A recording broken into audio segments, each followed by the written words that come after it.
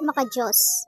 Ang pagiging makadiyos ay isa sa mga pinakamahalagang pagpapahalagang moral na dapat taglayin ng bawat tao. Ito ay hindi lamang sa simpleng paniniwala sa Diyos, kundi isang aktibong pagsasabuhay ng pananampalataya sa araw-araw na buhay. Sa pamamagitan ng pagiging makadiyos, nagkakaroon tayo ng tamang direksyon sa ating pag-iisip, pananalita at pagkilos. Ang isang tunay na makadiyos ay nagpapakita ng takot sa Diyos, hindi dahil sa parusa, kundi dahil sa pagmamahal at paggalang sa Kanya.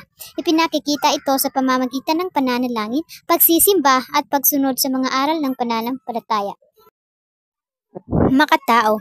Ang pagiging makatao ay isang pagpapahalaga o gawi na nagpapakita ng malasakit, respeto at pagmamahal sa kapwa. Isa ito sa mga pangunahing katangian ng isang mabuting mamamayan at mahalagang aspeto ng kulturang Pilipino.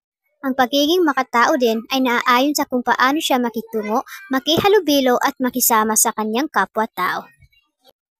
Makakalikasan.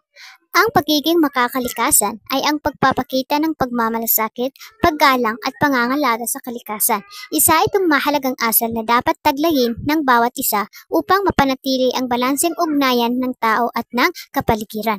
Ang pagiging makakalikasan ay isang pagpapakita ng malasakit hindi lamang sa kasalukuyan kundi pati na rin sa mga susunod na henerasyon.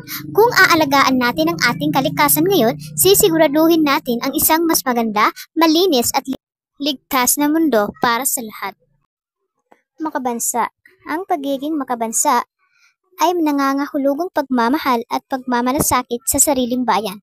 Ito ay pinapakita rito sa pamamagitan ng pagiging mabuting mamamayan tulad ng pagsunod sa batas, paggalang sa watawat ng Pilipinas at ang pangbansang awit ng Pilipinas ang lupang hinirang